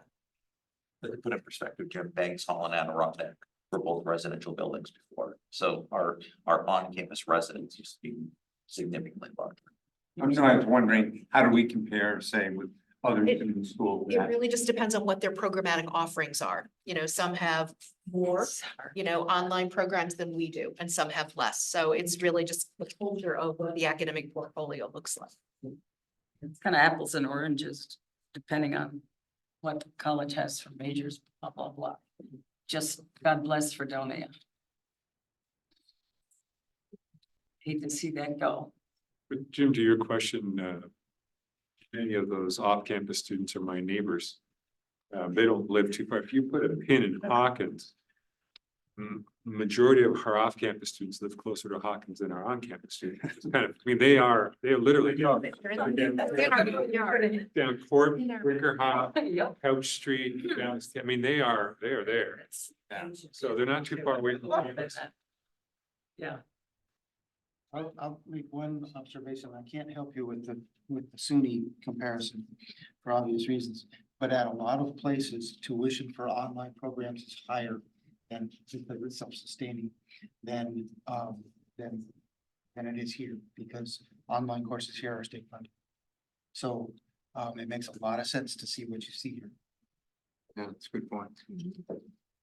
Can I just ask a clarifying question on that 42%? That doesn't mean that 42% of our students are fully online, correct? It's, a lot of them are It's a course or residential two. students that are taking 1 or 2 classes, right? This was the new students who enrolled this spring at the time of the written report. At the time of the written report, 42% of students who were beginning in spring were in degree completion online programs. Okay, so those are fully, okay. And that number was, because 42% of 1,500 is one thing, 42% of 50 is, Spring break. that was so. And that's what I think I misunderstood. Yeah. Or I thinking it's So it was about, So 2% of everyone here. Yeah, 20% of our. thank you. There it is. 20% of our students in the upcoming semester will be in exclusively online program. And that's gone up to something like, so I'm talking about 800 students plus. Up from 350 over 4 or 5 years. That doesn't include students who are in the standard program who might be taking some combination of online courses. That's higher. That's a different. Yeah. I don't have that in front of me, but And that's a good point, because as of last fall, 2 out of 3 of our students on this campus have at least one online course. Yeah, I have Their schedule. 5,000 grandchildren in college. Right. That's the So- game, well, matter of their schedule and convenience. Exactly. Thank you. Todd, what would you like to highlight from your report? Anything? I mean, we are service And driven, so many of the items that have been discussed already have been woven into the other reports, such as memorial. Things, so I'll try and highlight some, separate some, compliance going well across campus. You know, it's our first real post-COVID back into a comprehensive compliance training at the college. Our first real iteration. It's been very successful. 85% is great. Our division is a record number. We have 166 people. Now we have 7 or 8 people. We haven't done all of us. One of them. That's amazing. It's only this facility. So I'm really proud of that. That's a record for our division. Budget and financial, they were the mid-year budget updates. So Megan Shop, all account managers of each division going over their budgets, giving them ideas, and also training. There's a lot of new account managers out there that really haven't been responsible for budgets, so it's very educational.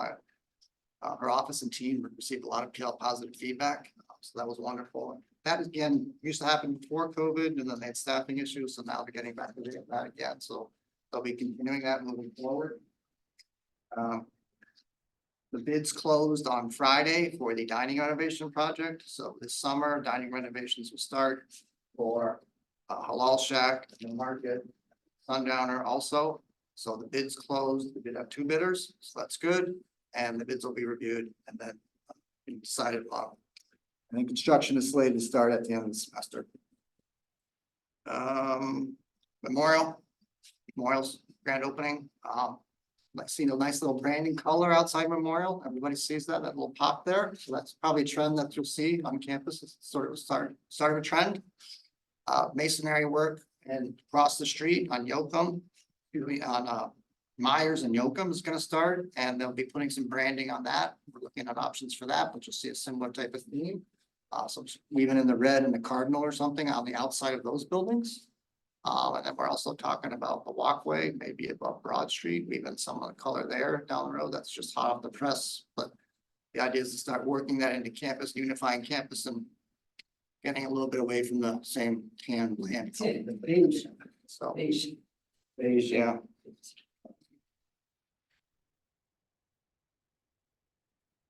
Human resources, there's an onboarding group that has started to meet. There's a little effort initiative to start to improve our onboarding processes for new employees, faculty and staff. So that's group is starting to meet and talk about that.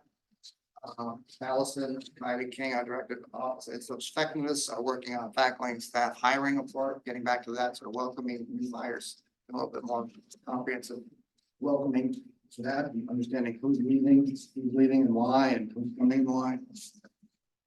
Sponsored research and programs, they got a $750,000 grant to buy a new research vessel. That's wonderful. In addition, I think I just signed off a new truck to haul that research vessel around. They'll be branding on that, so at some point, new future, you see a red truck, hopefully right around with a cardinal on it, and a boat on the back. And then they also got $700,000 grant, Lake Champlain Research Institute from Great Lakes Fishery Commission, so they're doing really well. That's about it, there's FAFSA issues, so that's ongoing, a concern, a wild card, but again, not just us, it's a national issue, so we're all in the same boat. Thank you. Any questions? That road that you described is being built about 20 miles from my house in Bellingham. Really? Well, that's right, yes. You gonna go visit it? Todd, I would just say, and I know that this is a great report. I think we've talked about this before, and just his name is not coming to my head. He did a presentation on all the capital Tyson? projects. If maybe our next one, just because I think a lot of us get questions on this, in particular, like what projects are out there. Are you in your office yet? I'm just about, but that, I wouldn't qualify that as a capital project. Okay. And then the That's cool. That's been done for a while. We're just waiting for furniture. yeah, and then the other question is just that, given again the St. Rose thing, we continue to get a lot of questions from budgetary, so it would be helpful to get, a one sheet update, very similar to what we were getting, so there's a level of consistency with those numbers, so we can kind of just say, hey, the college is doing great things with the money and so on and so forth, so just leave it at that. Sure. So you want to update the meeting, or do you say you want like a sheet? You can just send it out to us by email. Okay, all right, so help you answer questions.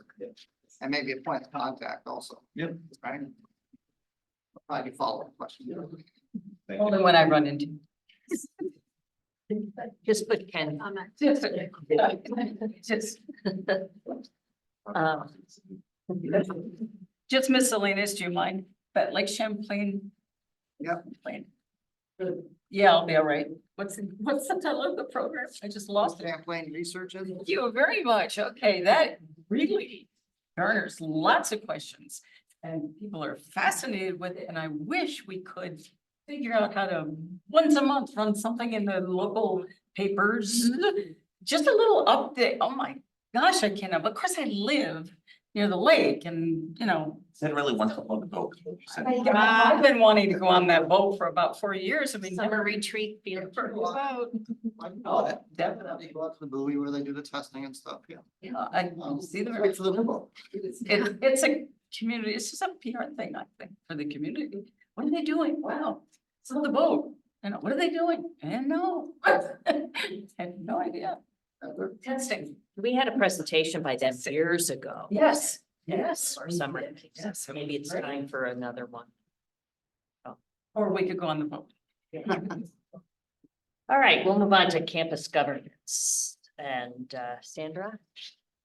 Hi, everyone. I'm just gonna give a brief update of the University Faculty Senate plenary that was just held maybe a month ago.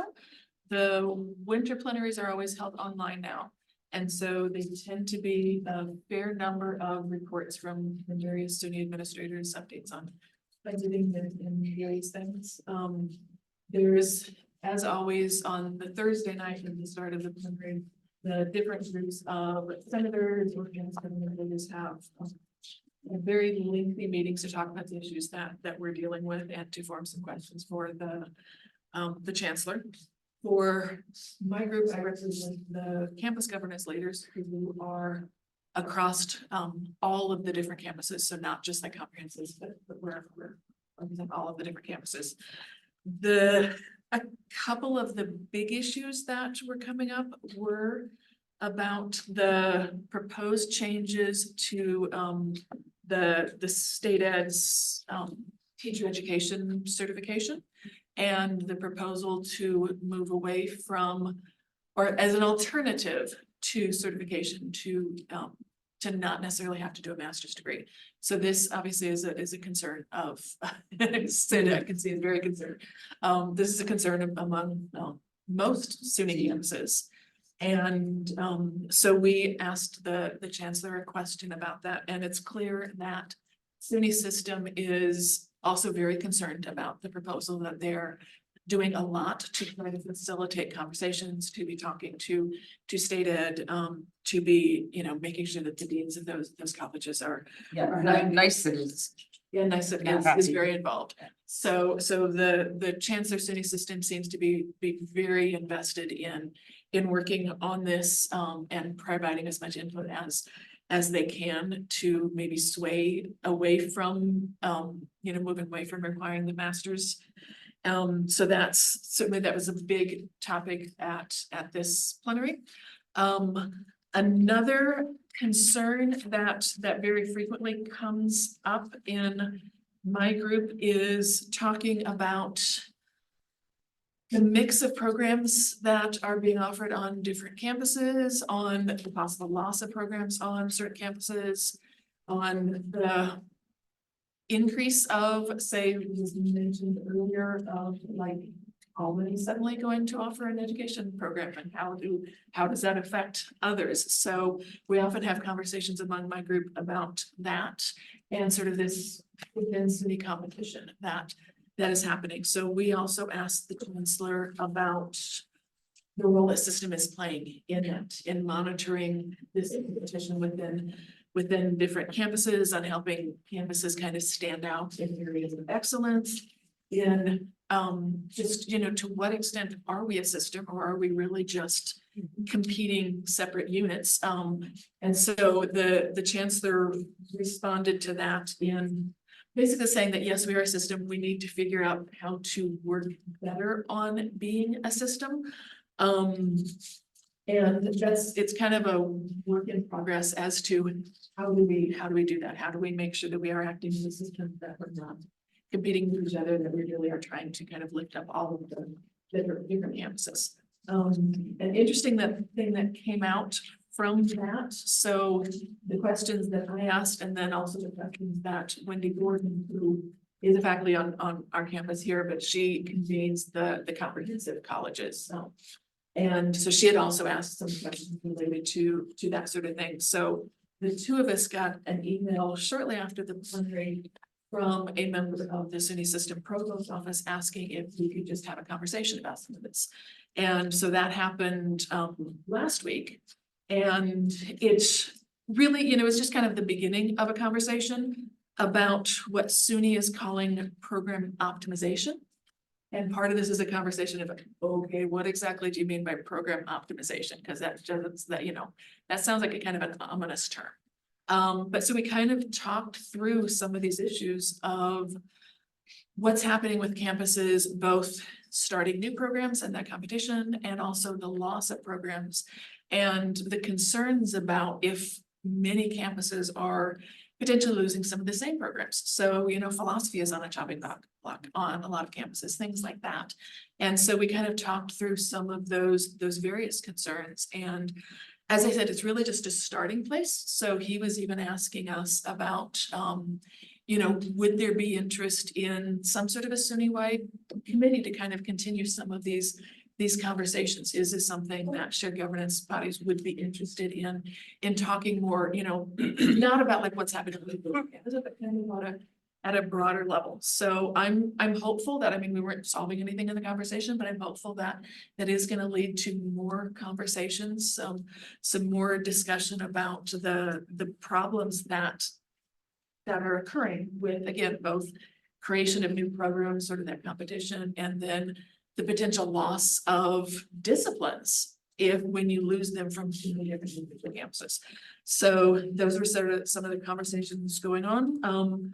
One other big thing that was discussed at the plenary that it doesn't necessarily affect us, but certainly it's a big issue, was the things that are going on in SUNY Downstate and the concerns about the loss of the hospital, the possible loss of the hospital. And there were some comparisons to what was going on because the proposal is that the downstate hospital will close. They will move the hospital operations into hospital across the street. And so there were some comparisons to, okay, how does that look like, with Clinton Community moving into us, and what, is this sort of a trend of sharing spaces in that way, and working with different partner organizations. So, but downstate, because that had just been announced, that was like the bigger issue that was, that kind of overshadowed a lot of the questions, a lot of the issues at the plenary. So that's it in a nutshell.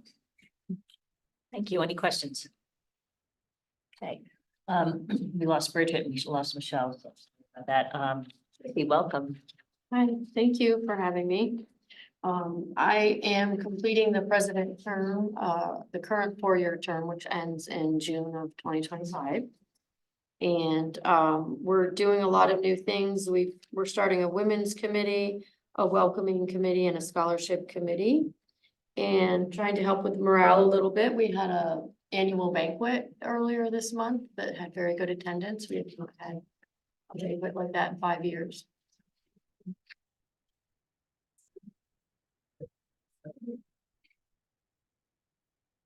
Yes, thank you. Any questions?